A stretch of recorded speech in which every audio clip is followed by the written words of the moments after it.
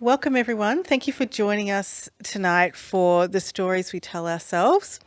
Before we begin, I'd like to respectfully acknowledge that I am joining you from the land of the Wurundjeri people of the Kulin Nation. I pay respect to their elders past and present and to the elders of all communities and this conversation reaches. The Stories We Tell Ourselves is presented by the Wheeler Centre, Spread the Word and the Melbourne City of Literature Office, and supported by the UK Australia Season Patrons Board, the British Council and the Australian Government as part of the UK Australia Season. So tonight we're going to be talking about diversity in publishing and in literature, particularly children's literature, which is really exciting. And we are joined by three panellists here in Melbourne and three in the UK. In the UK, we have Aimée Felone. Aimée is a managing director of Knights of, a publisher dedicated to commissioning underrepresented authors and illustrators, as well as hiring diversely. Dr. Melanie Ramdarshan Bold. Melanie is an associate professor at the University of Glasgow, where she teaches and researches children's and YA literature and book culture with a particular focus on the representation of people of colour and the experiences of authors and readers of colour. And Elle McNicol. Elle is a best-selling and award-winning novelist. Her debut, A Kind of Spark, won the Blue Peter Book Award and the overall Waterston's Children's Book Prize, as well as Blackwell's Book of 2020. She's a Carnegie nominated and was shortlisted for the Books My Bag Awards 2020, the Branford Boas Award and the Little Rebels Award. She is an advocate for better representation of neurodiversity in publishing.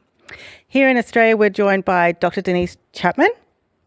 Denise is a counter-narrative storyteller, spoken word poet and critical I knew I was going to get that wrong, autoethnographer, thank you, who lectures in children's literature, early literacy and inclusive children's media at Monash University in Melbourne. Marisa Pintado. Marisa is the publishing director at Hardie Grant Books, where she has recently established the imprint Bright Light Books. She's also the founder of the Ampersand Prize, one of Australia's leading awards for debut authors. And finally, Cath Moore. Cath is a freelance writer, award-winning filmmaker and educator. Her debut novel, Metal Fish Falling Snow, won the Victorian Premier's Literary Award for YA fiction. She was a contributor to the anthology Growing Up African in Australia and is currently working on her second novel. Cath teaches creative writing at the University of Melbourne. My name is Erin. I am a teacher librarian and a bookseller, but I've also worked in publishing and with books in various other capacities as well. So thank you all for joining us. It's really exciting to have you here. So before we begin, the first question I would like to ask everybody is if you could tell us a little bit about the kinds of books you read as children and how that has influenced you now as a grown-up, telling stories for children in various ways. Would anybody like to volunteer? Denise, do you want to I'm happy to jump in. I actually, I've got my cheat sheet, so excuse me. But I was absolutely enthralled as a child by, and influenced by as a child by A Snowy Day by Ezra Keats, as well as, oh goodness, I think that was my primary one. Probably any kind of Richard Scarry book, mostly because I was interested in finding the gold bug before my brother did. Yeah, fair enough. Should we jump to the UK? Aimée, would you like to go next? Yeah, sure. I was a huge reader of Jacqueline Wilson when I was a child. And now looking back on it as an adult, I didn't realise all of the parents who were frustrated with the content matter, because there were books like Girls in Love, Dustbin Baby, the Single Mum books. But for me, I just thought these are real characters, these are real stories, and I'm getting to read such a wide variety of what could be my friends' lives, my family members' lives, that yeah, I just absolutely gobbled up anything that she wrote. So I think one of my biggest regrets actually is that when I moved out for uni, I gave them all to charity, and I still have to live with that. I know, but I'm like, I rectify it by being like, well, somebody else is happy, another child is getting to read it. But yeah, Jacqueline Wilson was my go-to. I did that with all my Babysitters Club collection. I was, I shouldn't have. I should have get it. No. But you can still get them, but Now still. they can just watch it. Unfortunately. Marisa? I'm just reflecting that a lot of the books I really loved as a child featured very frail children, like The Secret Garden and What Katie Did, books about little girls kind of recovering from great illness and enjoying secret worlds. I don't know what that says about me, actually, but it's probably really problematic. So, and I also really love detective novels. I loved Nancy Drew. I didn't mind the Hardie Boys, but Nancy Drew was really where it was at. Absolutely. Elle? I was also a big Jacqueline Wilson enabler. I loved her. I also really liked Anne Fine books like Charm School and Bill's New Frock that really sort of explored gender in children's books without being heavy-handed. And so, yeah, I really and I was, again, it was the 90s, so we all queued up for Harry Potter as well. But I moved to adult literature very quickly, I think, because children's literature just didn't reflect, at least at that time for me, what I lived in, how I lived my life. So I moved to, maybe too quickly, I think now, to adult books. Cath? Yeah, that's really interesting what Elle is talking about there, because I think I had a similar experience. I think growing up in Australia, we had access mostly, I would say, to a lot of influences, obviously from the UK and also America. I was obsessed with Judy Blume, for example. But one of my favourite authors were Russell and Lillian Hoban, and they did the Frances Sabadja series. It was something about the way that they wrote the adult characters. There was always this subtext going on about parenting, and I think later in my life, that's a preoccupation that I have, the parent-child kind of relationship. But again, coming back to what Elle was saying, I recognise now that most of the books that I read had animal characters because there weren't any little brown girls in the pages. And I don't know, I found that that was much more interesting, having a look at the lives of cats and lizards and whatnot.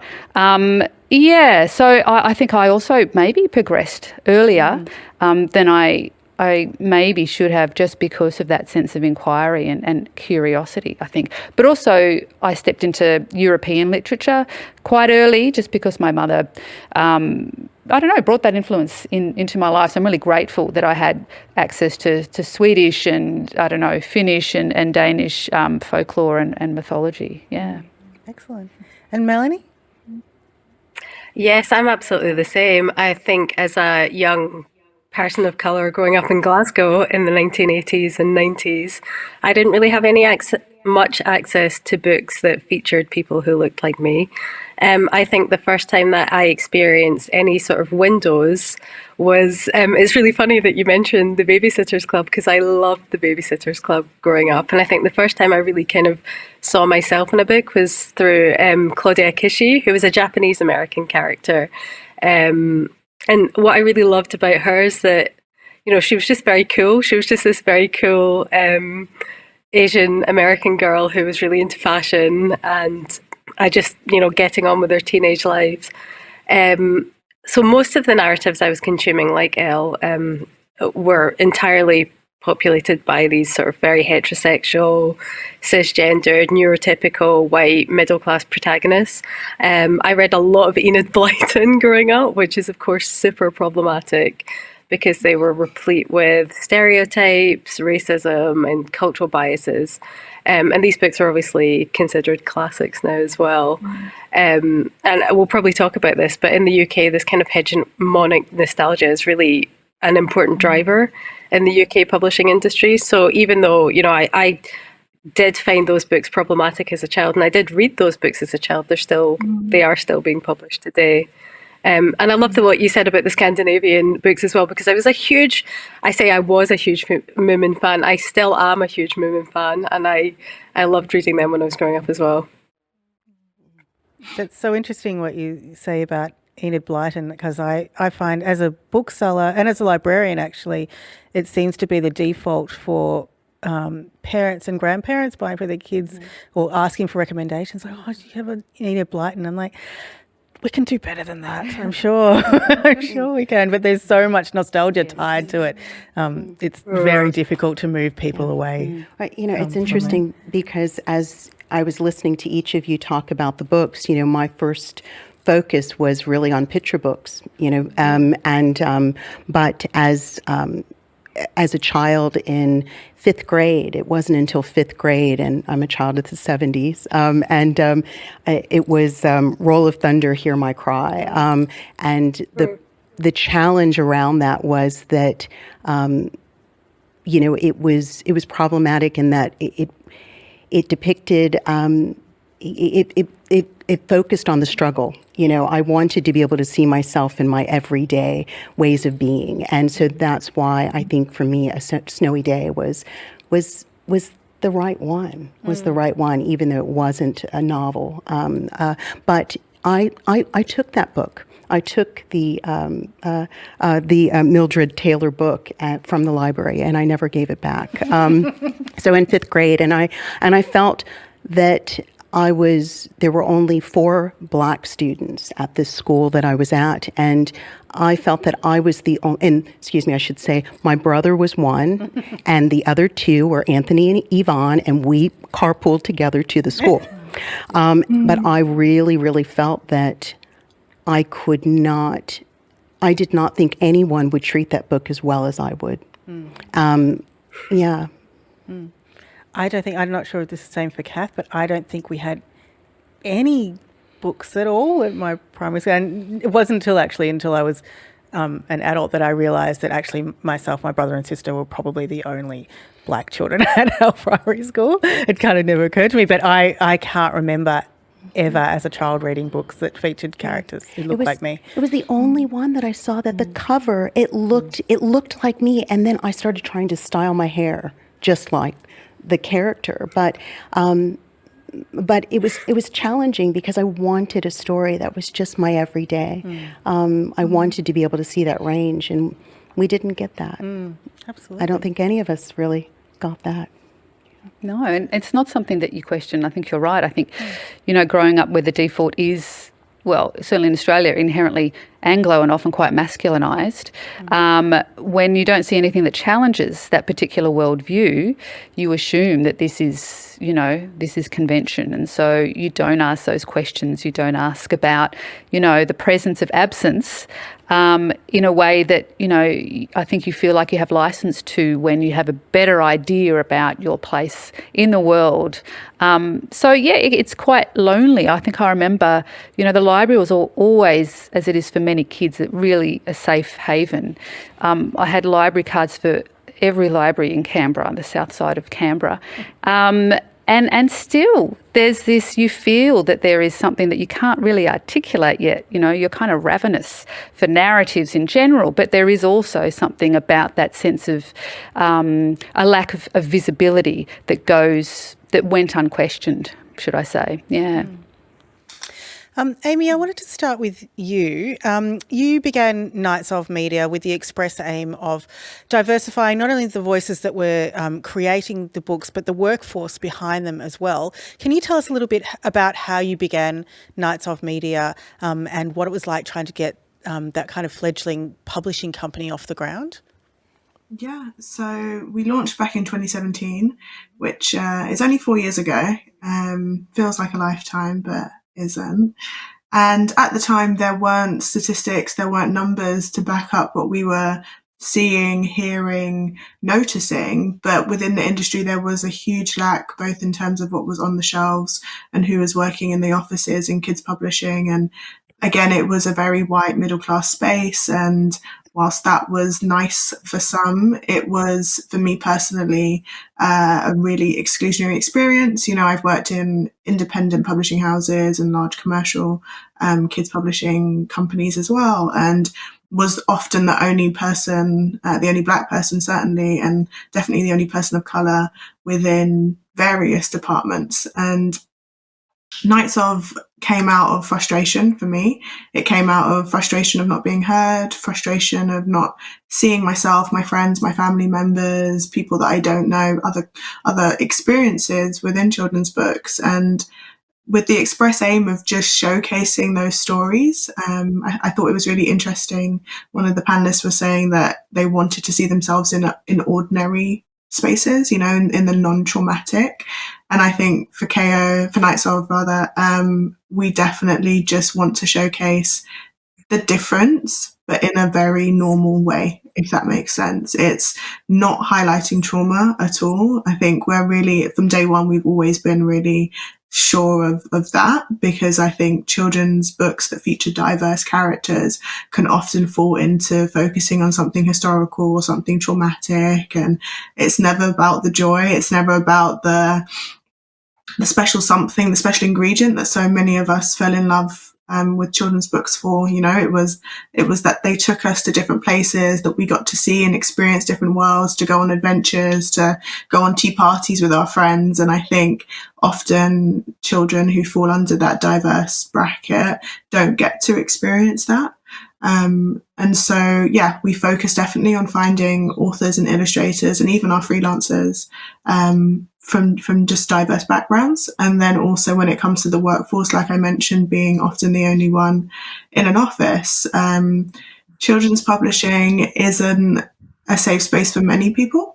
And so at Nights Of, we definitely want to open the doors. And, you know, if we're going to use our position of power as gatekeepers, we get to also decide who can come in. And for us, the door is wide open to let everybody in.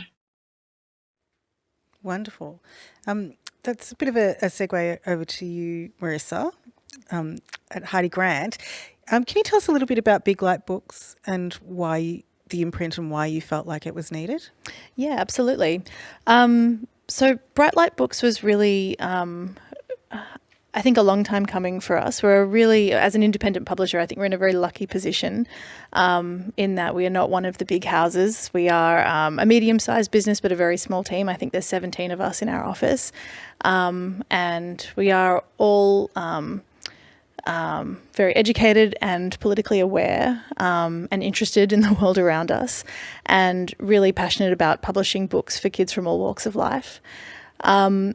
I think that is reflected in our publishing, but with Bright Light Books, we really felt an urgency in 2020 with the resurgence of the Black Lives Matter movement, and also off the back of the marriage equality movement in Australia sort of several years earlier. We really felt an urgency to publish political books for modern families that would help parents, you know, a lot of us are young parents at Hardie Grant, help parents navigate tricky but really important conversations with their children, no matter their background, no matter what they look like. These are parents that we're publishing to who are wanting to raise kind, empathic and compassionate children who are anti-racist, who are politically aware, who are feminist, you know, children who will, without wanting to, you know, virtue signal too much, children who will help make the world a better place. And we felt that it was important, given this was an imprint that we were creating from the ground up, to really be as idealistic as we wanted to be in sort of establishing it. And one of the things we did was to, this is actually a recommendation from Radhia Chowdhury in her Beatrice Davis report that was published last year, look at who we wanted to create the books on this list and set a baseline that we could improve on year in terms of doing a sort of diversity count of the creators on our list. And the reason for that, I think, was not to silo diverse creators onto the Bright Light list at all. I think, obviously, that would be incredibly problematic. Our aim is to be inclusive across our entire publishing list. But we did feel that a list that was inherently political and activist needed to centre voices from the margins and centre minoritised voices in publishing. And, yeah, so we set a baseline that we could improve on year, which was a really important thing that we're now doing across the rest of our company, because if you don't do it across all of your publishing, then you're effectively, siloing minoritized creators that way anyway. It's a constant process of learning and unlearning for us, and I think one of the things we wanted to do with Bright Light as well was acknowledge that we're absolutely not a perfect publishing house. We are constantly making mistakes. We're also constantly trying to educate ourselves and do better. And we're backed up by a really comprehensive training program. Thankfully, we have cultural safety training, unconscious bias training that's mandatory for all staff in an ongoing sense. I'm rambling a little bit. I get excited talking about Bright Light because I'm really proud of the books that have been published on there. one of the books that we published on there was Our Home, Our Heartbeat by Adam Briggs, illustrated by Kate Moon and Rachel Sarah, which is a celebration of First Nations children and also First Nations people from sort of recent Australian history. And we felt that it was one of the things that excited us the most about that project was when Adam said to us, I want you to make a book that is Aboriginal but modern. I don't want any of that traditional stuff. I don't want any traditional art. I want it to look bright and modern and beautiful and cool. And I want every kid on the street to want that book. And I mean, finding Rachel Sarah, who's an artist from Gurung country, was such a gift. Yeah, she was completely extraordinary. Anyway, that's just one of the books on that list that we're really proud of, that we feel has both contributed to various conversations that modern families need to be having, but also really joyful representation of children from all walks of life. Yeah. I'll stop rambling now. No, sorry. Not at all. Thank you. I wanted to move on to Melanie. You've done extensive research into the representation of people of colour in children's and young adult literature. Can you tell us a little bit about your summation of the current climate of publishing in the UK for and about people of colour? Just a little bit. Okay.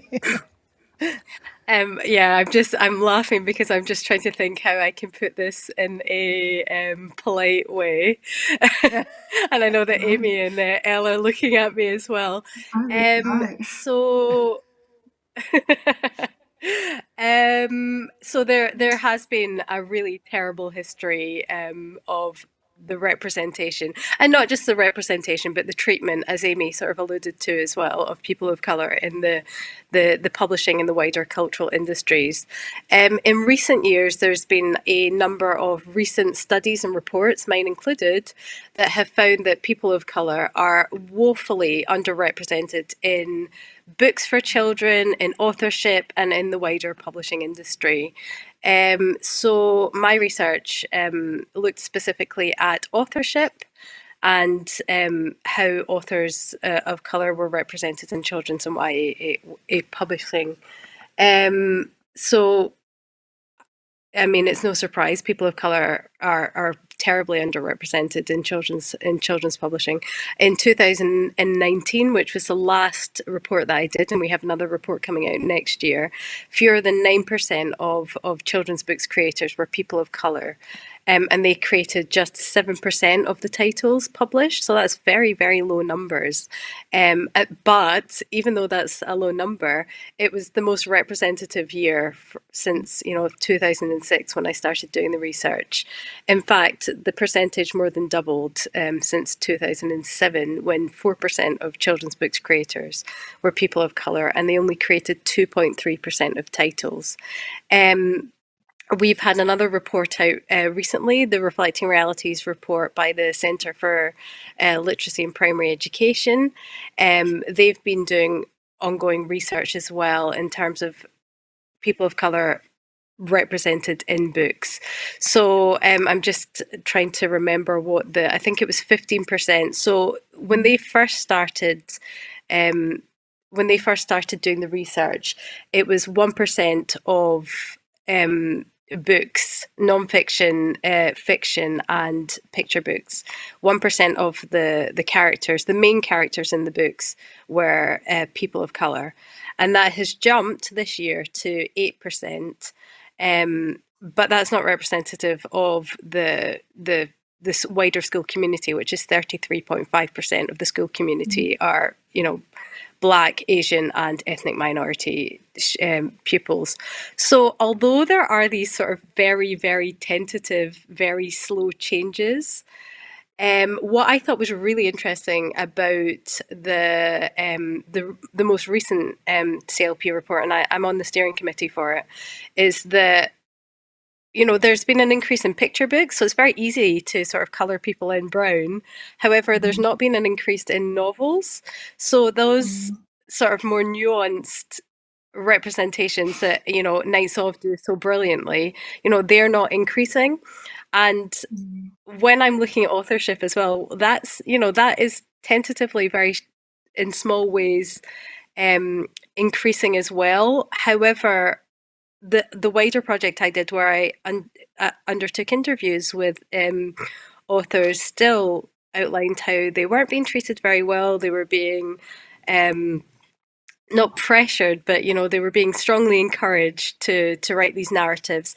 Aimée mentioned trauma narratives, and those of what socially marginalised authors, not just authors of colour, authors from socially marginalised groups are typically encouraged to write, because that's what sells, and that's what the dominant groups sort of understand of those experiences.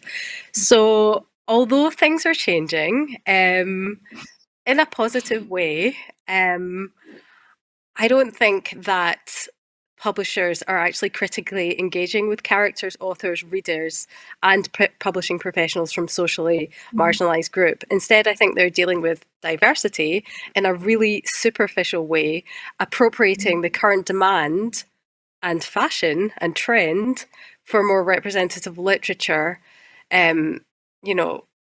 oftentimes for their own opportunistic ends. So, for example, there's a really insidious trend of using diversity to market products that are not catered to audiences from socially marginalised groups. So, for example, relabeling content for and by white people to appeal to, audiences from, to appeal to the sensibilities of, performative activists, and kind of co-opting and aestheticizing black and brown faces to be consumed by white ones. So, people mention Black Lives Matters, and there was a sort of focus on black creators and black characters after, the George Floyd was murdered and the whole resurgence of the Black Lives Matters movement. However, I don't know if the care for, Black audiences, Black authors, Black publishing professionals were actually there afterwards. So although things are changing on a sort of quantitative basis, and that there are more characters and, more authors being published, I don't think the underlying issues and the structural problems that have been in existence for decades, centuries in publishing actually, are being actually looked at properly, if that makes sense. Sorry, that was a bit of a rant. No, not at all. I think that's kind of the aim of the whole conversation. I think that's the good thing about this conversation is we start somewhere and we can just keep going. Yeah, I just think that, there have been many instances. I mean, the one that I can think of off the top of my head is the Barnes and Noble and Penguin Random House debacle that happened a few years ago during Black History Month, where they sort of announced these really problematic classics and then rebranded them with people of black and other people of color in the front covers. And that was a very transparent attempt, but one that is a symptom of a larger and more problematic endeavor to rebrand publishing without actually making any structural changes. Absolutely. I'm going to throw over to you now, Denise. Denise, your research focuses mainly on pre-service teachers and their exposure to children's literature. When I was studying teaching, I did maybe a semester that was an elective on children's literature, and I even less as a teacher librarian. Is that where we're still at today? Unfortunately, yes. And in fact, at least where I'm teaching, currently the early childhood program now no longer, it's been phased out, the children's literature unit. And after much protest on my end. But the challenge here is that I'm working with early childhood teachers, I'm working with primary school teachers, I'm working with early childhood primary school teachers, and that combo program. And for many of these students, the pre-service teachers and in-service teachers, they have not had the opportunity to really think about, well, what should my library look like?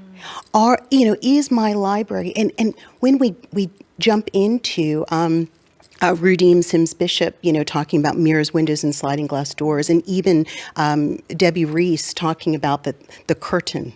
But students are are surprised. They're like, oh, I hadn't thought of this. I didn't realize this. But then what I find is that we're having to really do a lot of thinking around, well, what does my library look like? This is media. This is media that I'm curating. Am I critically curating this media?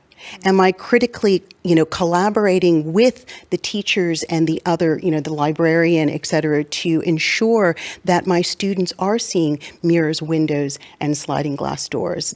And I think that the thing that's really challenging is that we're working with teachers who are relying on what they grew up with.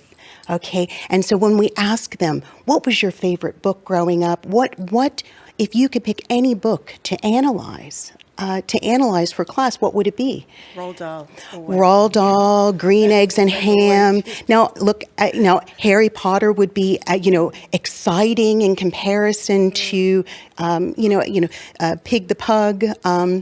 And so we've had to really get people thinking about these things, but thinking about how.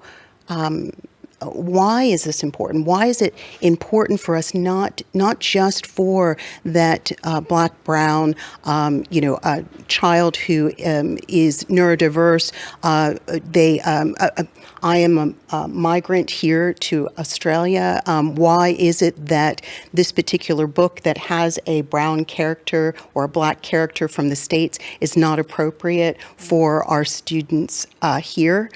Really having to unpack that. And so just recently with my colleagues Hannah Yard and Christine Grove doing some research on how race plays out in schools. And we know that there's racial bias in schools. We know that this is the case. And we know that teachers are struggling with things like, well, how do I talk about race? How do I unpack it? How do I talk about it and not do it in a way that's colorblind? How do I do it in a way that's not white normative, which is really a big, or ableist? Okay, and I think that that's the problem, or at least the challenge that we're facing right now is how do we get our teachers to think about these things? And so when I had mentioned that, I said, well, oh my goodness, our early childhood teachers who are, working with a framework called belonging, being, and becoming, are not having the opportunity to dive in and find out where they can get quality children's literature. For most of them, it's what's already in their family's library, okay, mom and dad's library, okay, or they go to Kmart. Okay, so this is how they're going and sourcing it, and we really have to we talk about children's literature. What is it good for? Absolutely everything. Okay, that's what we talk about, and we also ensure that well, let's think critically about this. Where can we go to find more quality children's literature? But also, what are some of the social issues that this can be good for? That this can serve as a third space for? And then we have them create their own. Now, we still have students that by the end of this, they're like, well, see, this was a really great book because, see, you have one black person, you have one person in a wheelchair, you have one person, who is, they go through the list as if it's a tick the box. And so we're really struggling with this. And when I talk to the people up above me, it is, well, we don't do bibliotherapy. And I thought to myself, but children who are diverse children don't need to be fixed. I lived in Nashville for a good long time, and I used to say, fixin', we don't fix kids. Fixins are for burgers, like pickles, onions, ketchup, not potatoes, excuse me, tomatoes, tomatoes, excuse me. And so it is still an issue. It's still a challenge. How do we deal with this? I don't know. But one of the things that we do is we talk about places like, what store should we go to? What publishers are strong publishers to go to? These are award-winning lists here, but just because it's on an award-winning list does not make it a quality children's book.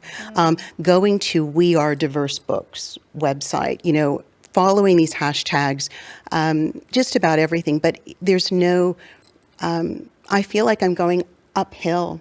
And I think the only reason why a lot of the students that I'm working with, the pre-service teachers, in-service teachers, are listening to me is because I'm coming at it from perhaps a different view. I'm coming at it and I start the class off telling them, I am the child who grew up in a class or went through a classroom with a teacher who made me hate reading because I didn't see myself. I struggled as a reader.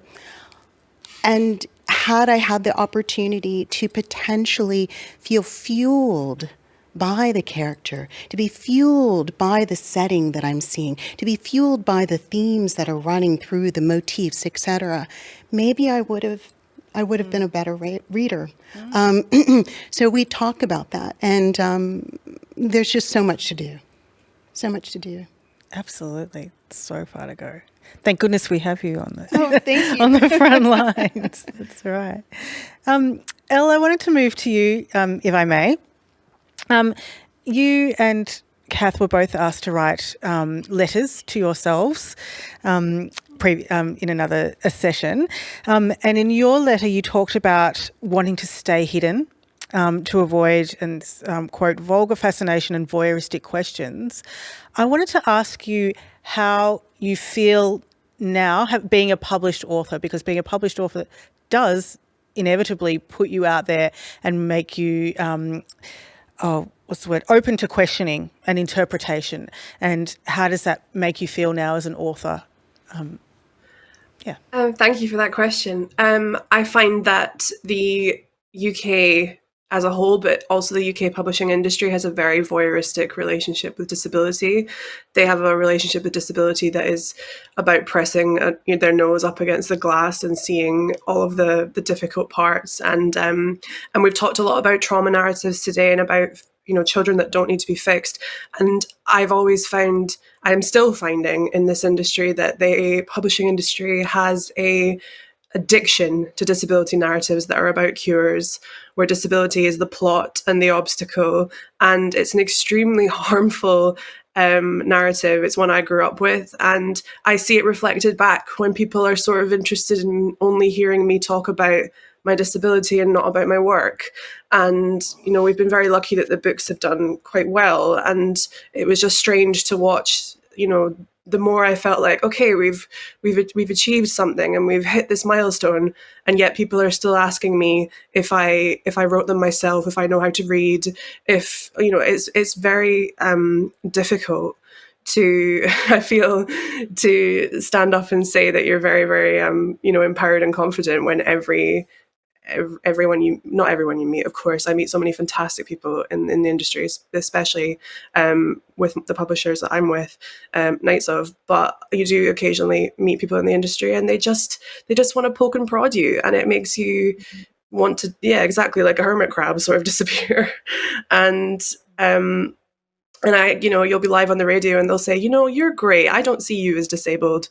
And you just freeze, and you think, I can't make this person unlearn hundreds of years in 30 seconds. So I think that's kind of what I was alluding to in that letter, is that I put so much of my point of view into my work. They're not memoirs, but I put, a lot of what I feel about disability into my books.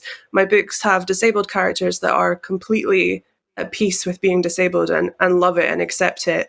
And they are overcoming obstacles that have nothing to do with their disabilities. And yet it's fascinating to me how, despite that being very blatant in both books, I feel people still always want to steer the conversation around to, but how have you overcome? And I always think, I don't overcome my disability. I'm trying to overcome you and your attitudes, not you in this room, but these people. So yes, and that's, we're in the UK, 6 out of 10 parents do not want their children in classrooms with neurodivergent children. the suicide rate is astronomically high. Like, there's so much work to be done to stop teaching children through fiction written by non-disabled authors, you need to be fixed, you need to be cured, we all put up with you, we tolerate you, but we don't, love it. And that narrative is killing people, and it's bad representation, which is so much worse than none at all, I think, personally. Absolutely. I would completely agree with that.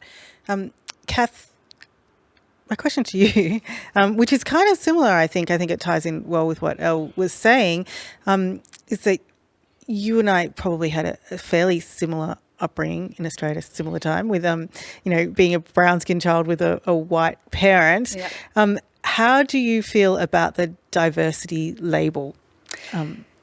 Yeah, gosh, that is a good question. Because I think increasingly it's become problematised for a lot of different reasons. And, one of the things that I loved reading Elle's letter and listening to and speaking with Elle, because there was a lot of similarities in terms of this idea about having a sense of visibility, but also then struggling with the burden of representation, and also dealing with this idea of, imposter syndrome too. So, and I struggle a lot with what sits behind the label of diversity. Who's it created for? Who is it, who's it created by? What is it servicing? What kind of other narratives are it servicing? And when is it not helpful? So, yeah, I struggle with it as a person of mixed heritage enormously, because I struggle to understand how it works for me. And I know I've been labelled and been complicit in labelling myself too. I think we're so obsessed with labels, and it feels like an easy sticker to put on a book, or to put on a group of authors, but it lacks, or it doesn't allow for that sense of complexity that sits underneath any lived experience. And I worry that there's too much emphasis on a simplistic term like that, and because nobody is a denominator, we're all inherently difficult, complex creatures, and that's what I'm really interested in unpacking. And similarly to what Elle described, while in my novel it is quite autobiographical to a large extent, but there's a pressure, I think, that I feel that the narrative and the plot has to be centralised by that one denominating factor that you have been identified by, and that's really limiting. So yeah, and I think in Australia I feel like we're kind of behind the rest of the world. I think we still have this really self-conscious gaze where we look to I think that umbilical cord to Britain is still pretty strong, and certainly from a cultural point of view, all of the influences that we get from the States as well. And I think we lack a certain courage. There's a lack of fortitude, I think, to have these kind of conversations that we're having, that all of the panellists here are so eloquently leaning heavily into. I know I've gone left of centre from the question about diversity, but it is difficult, because I think, growing up in Australia, you are constantly, and I don't know what it's like in the UK, this idea of being othered or otherness is a constant. So, the idea, the imposition that you must be from somewhere else, and if you don't give the right answer, they don't want Canberra. They want, you're not playing the game in the right way. And so I think this is what we are doing now, is asking, people to do the work. We've had to do the work for a really long time. And I remember reading Why I'm No Longer Talking to White People About Race, which I absolutely loved. And, I realised, oh, God, geez, I'm not the only one that's tired. There's a lot of people out there who are just simply refusing to do the work for other people. And I think we have to do the same work with these labels, and ask, to what ends are we using it? And can we move on to other conversations about the work and not limit ourselves and the narratives that other people are writing by virtue of these terms? I have 3 children, and my kids have 2 mums, and one of the things that I've come to realize over the last few years, particularly as the kids go to school, is that it's not my job to educate other families about my family. So while I'm happy to have conversations, usually with people that I know well, but you get the strangers who come up and ask inappropriate questions, and I'm like, it's actually not my job to educate you. You can go and do that yourself. And it's the same for, I think, any race or Well, it whatever. is. It's like if you don't sit, front and centre in, what the perceived default is, it's almost like, you are a public service, or I don't know. I've always felt that my blackness has been in the public sphere in a way that perhaps whiteness isn't. And often I have had, because my child has very light skin, there's almost this this demand for an explanation, often, in public spaces. So public spaces don't always become safe spaces, especially when you have kids and you think of a playground or a schoolyard as a safe space. So, those questions still persist. I have the same questions because my mum is white. So the same question is happening now that I'm a mother, which I didn't anticipate, but here we are. And so these questions about race and, about other aspects and elements of identity, it's still there. This is why, children's publishing is so integral, and we must persist in creating these spaces where blackness and, neurodiversity is celebrated in terms of that lived experience without having to qualify. Can we please just be? Yeah. I would love to just be, and even be boring and black, please let me be boring. But one of the joys of writing is finding community, finding other like-minded souls, and realising that there is a strength in solidarity and communing together like we are. And through that I have found that I curate better. I curate my libraries, I curate my bookshops better, and I have different conversations now that I've stepped into that land of literature.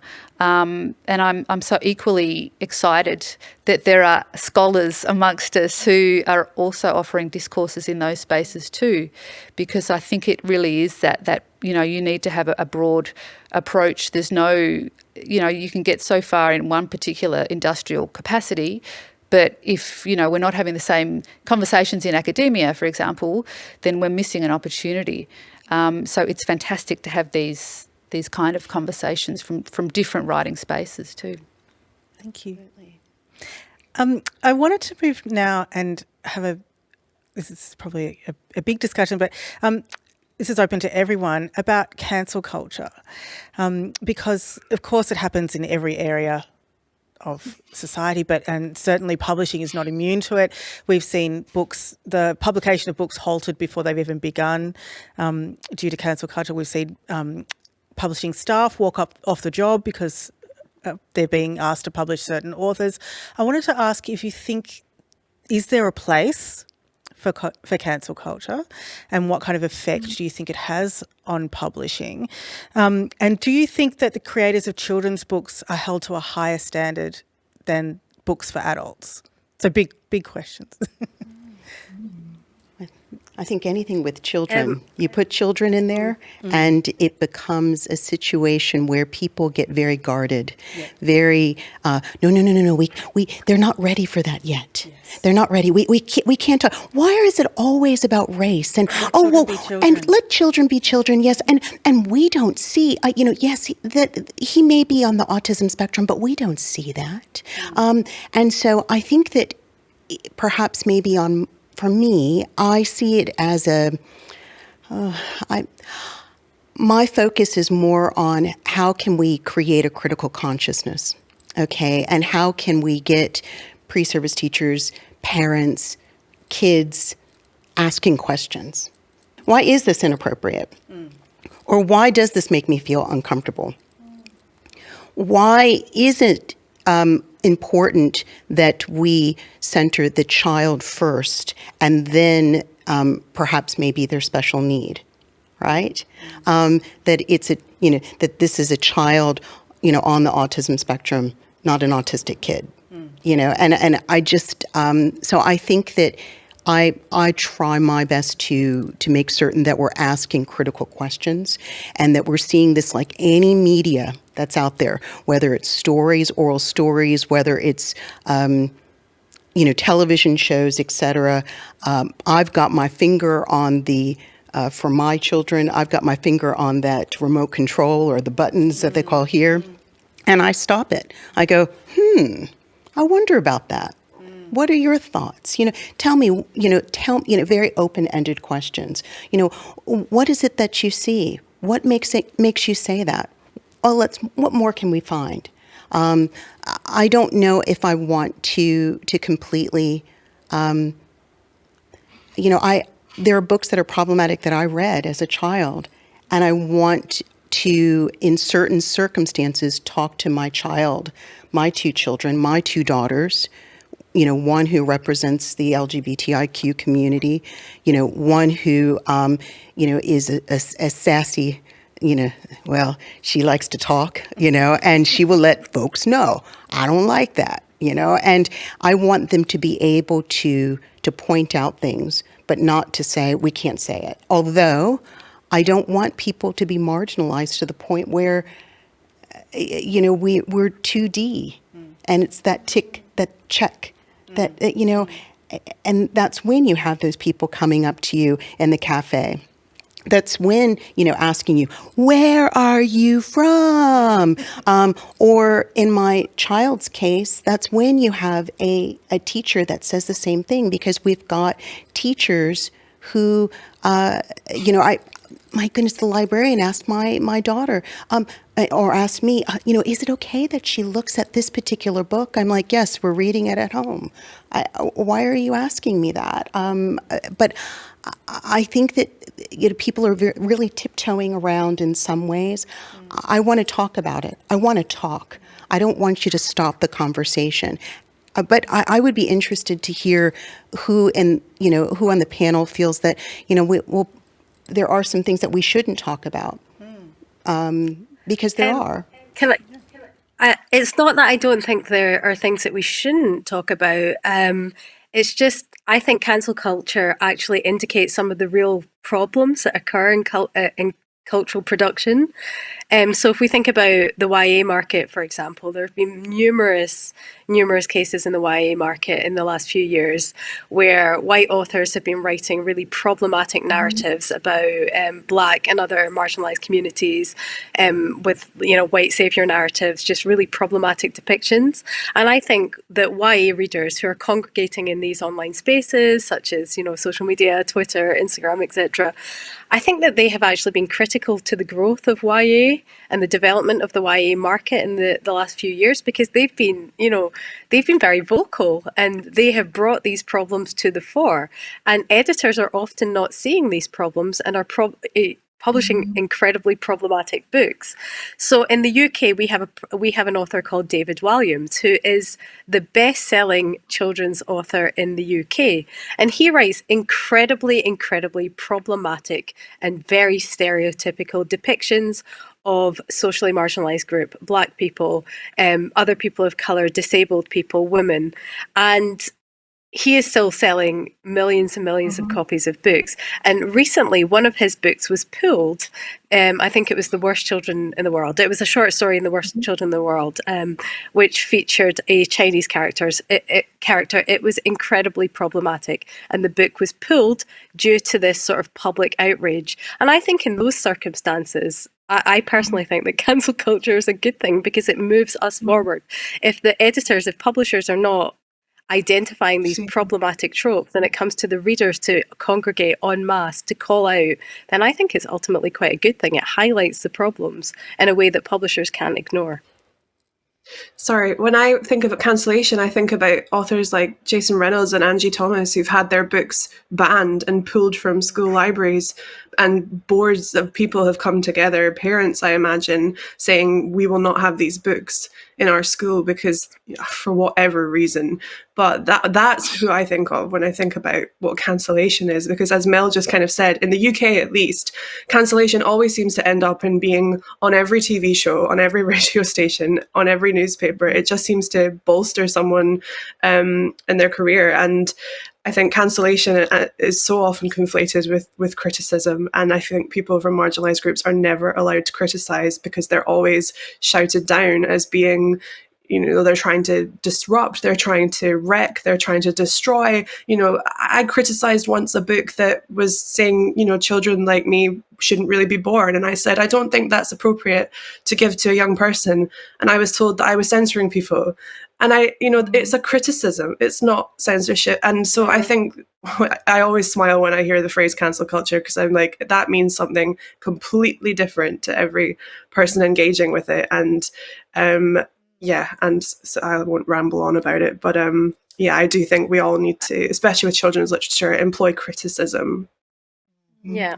Absolutely. I think, and sorry, Elle, I'm just adding to that as well, because I think my idea of cancel culture is probably similar to your idea of cancel culture. And I think kind of by cancelling or calling out a problematic book through bad reviews, I think readers teach authors and publishers an important lesson in accountability. And I think that is the key thing here, is accountability. So if you're Kate Clancy and you're writing really problematic depictions of disabled kids, autistic kids, black and brown kids, then you have to be held accountable. And I think listening to readers is a way of, and listening to bad reviews is a part of that accountability. But that is obviously very different from, banning books based on, which I think, Denise, you were talking about. You were talking more about banned books, so books where, there are topics that teachers and etc. might not be comfortable with. So I think it has a different meaning in the UK. Well, I think that within the pre-service teacher spaces, it is one that is problematic. But how many of them might say it is more, we don't want to talk about it, or perhaps people that are focused on critical race theory and they think, we don't want to, the children are too young, et cetera. And that's where I want to say we've got to talk about it. I think you're right. I think what underlies that is a fear. You're right. But on the other side, being reactive is also, can also be harmful. I've never found guilt and blame particularly constructive teaching tools, but I do think being thoughtful and having a critical viewpoint and, articulating that is so important. And having, bearing witness to these discussions is an awesome teaching tool for us all. So, yeah, I really agree with what everybody is saying here. I think we need to be able to talk. We need to be able to find ways in which we can engage, but create a safety in learning how to conduct, these kind of discussions that are respectful, but that are also bringing forward some uncomfortable truths, because that is the only way that we can move forward if we step into what is inherently difficult for a lot of people to talk about. Beautifully said. Aimée, did you want to add anything? No, I mean, I definitely agree with what's been said. And I think when it comes to uncomfortable truths, publishing has a long history of not saying things. And that's when we fall into problems. We've all been in the rooms where maybe you feel as though you're the only one, so you can't speak up. And that's how things get pushed through. And that's how books end up getting published without any kind of sensitivity. And we need to have the conversations. We need to call people out. I have no issue. I don't think there's anything wrong with calling people out when they have done problematic things, when books are published problematically, when they have been published without the consideration of the communities that they're apparently being published for. I think if the readers and the community come back and say, hold on a minute, this isn't right, they are well within their rights to do so.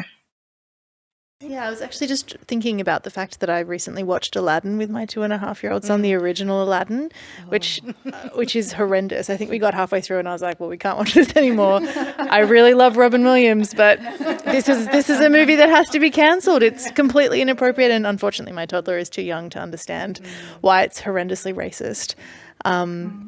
I mean, I agree with everything that's been said. I do think that some things do deserve to be cancelled. I think particularly stories from the stories that have outlived their usefulness, stories that have outlived their, I mean, obviously Aladdin was never appropriate, but we now have a better understanding of what makes it completely inappropriate to show children, and hugely toxic and hurtful to Middle Eastern communities.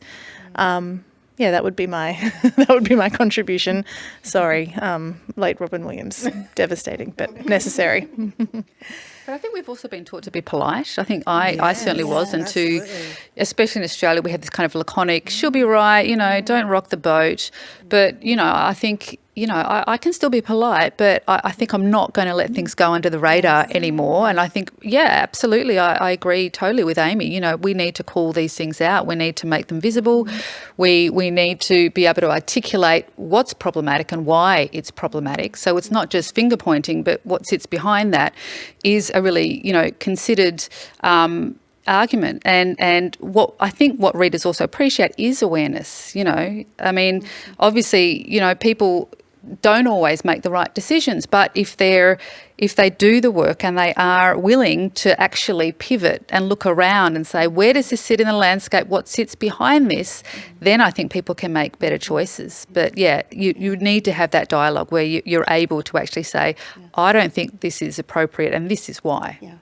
I think the work is the thing, being able to have that understanding behind why are these things cringy?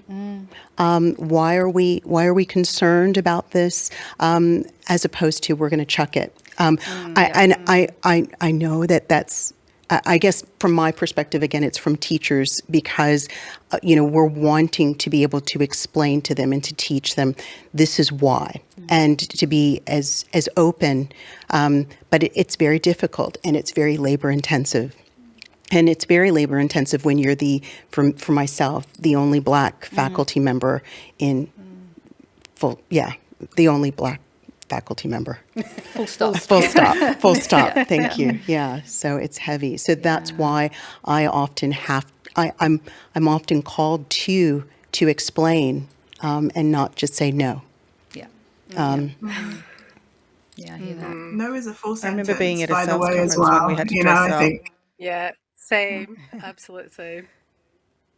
I remember being at a sales conference once, and it was a dress up night. I can't even remember what the theme was, but I got a knock on the door, and someone was going as a member of the Ku Klux Klan, and they wanted to ask me if I found it offensive, and I kind of said, doesn't everybody find it offensive? Often here in Australia, they'll say, well, that's not our history, Yeah, so that's it's right. not offensive. Right. And that's when I have to have a conversation with them. Yes. Blackface is not appropriate. Yes. This is why. And this minstrelsy, this is not just focused in the U.S. I again, being able to give that opportunity for critical consciousness. Absolutely. Well, I think we could talk about this all night. I think there's so many wonderful people on the panel, but I think we've run out of time now. So thank you so much, everyone, for speaking today. It's been such a wonderful conversation, and I hope it sparks further conversations for people outside of this. So thank you so much. Thank you, Erin. Thank you. Thanks so much.